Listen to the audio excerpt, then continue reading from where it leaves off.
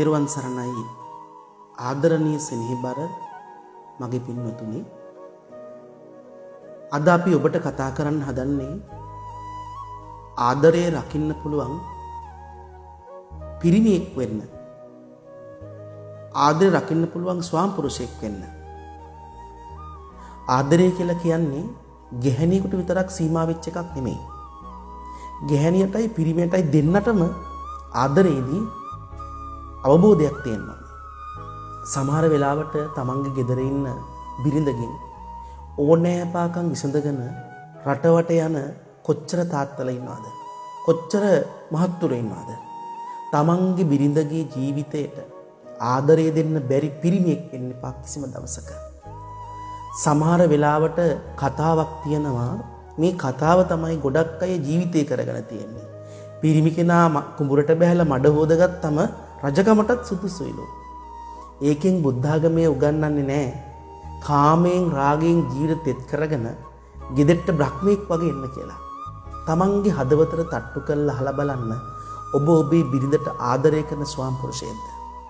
තමන්ගේ බිරිඳට ආදරය දීලා බොරු ආදරයක් පෙන්නලා රටවට යනවා නම් ඔබ සැබෑ ස්වාමිපුරුෂයෙක් වෙන්නේ නැහැ. සමහර වෙලාවට මොනතරම් බිරින්දෑව වසර වෙනවද? දරුවෝ හදලා දරුවෝ දෙන්න තුන් දෙනා හදලා අවසානයේ දරුවෝ තාත්තා නැතුව දුක් විඳිනවා.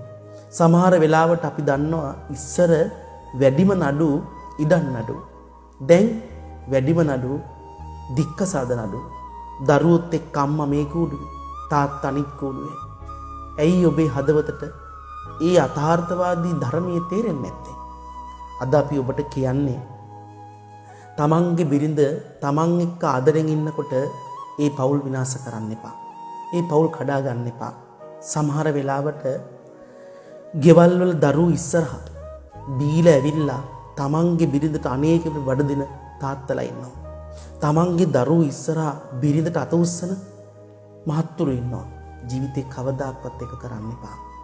එදා ඔබ ආදරය කරන්න පටන් ගන්න දවසේ මැණික කිව්වා, සුදු කිව්වා, පණ කිව්වා. දැන් කෝ ඒ මැණික? දැන් ඒ කෝ සුදු?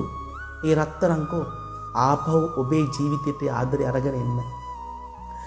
ලංකාවේ ලක්ෂ ගාණක් දසදහස් ගාණක් කාන්තාවෝ අනන්ත දුක් විඳිනවා. සමහර පිරිමින්ගෙන් වෙන අඩත්තේට්ටන් නිසා. ආදරෙන් ඉල්ලන්න. ඔබ පතිවත රකින්න ඕන ගැහණියෙක් පමණක් නෙමෙයි. පත්තිනි දේවාලට යන්න ඕන ගැහණියෙක් පමණක් නෙමෙයි. ඔබත් ඔබේ පතිවෘතාව ආරක්ෂා කරගන්න. ඔබ සැබෑ තාත්තෙක් වෙන්න. බිරිඳට සැබෑ ස්වාමිපුරුෂයෙක් වෙන්න. ඒ විතරක් නෙමෙයි. මේ පණිවිඩය ඔබට කියන්නේ ආදරෙන් ඉන්න කුඩළු කූඩු ලස්සනට තියෙන ජීවිත විනාශ කරලා වෙනත් බිරින්දෑවරු කරා යන තාත්තෙක් වෙන්න එපා. ආදරේ මං හැමදාම කියන වගේ එකපාරයි කරන්න පුළුවන්. ඒක ගැහණියෙකුටත් එකයි, පිරිමියෙකුටත් එකයි. තමන්ගේ බිරිඳට පණ මෙන්න ආදරය කරන්න. දරුවෝ ඉස්සරහා ආදර තාත්තෙක් වෙන්න. ඒ පවුල් විනාශ කරගන්න එපා. ඔබට ආදරෙන් ඉන්න ශක්තිය ලැබේවා. තෙරුවන් සරණයි.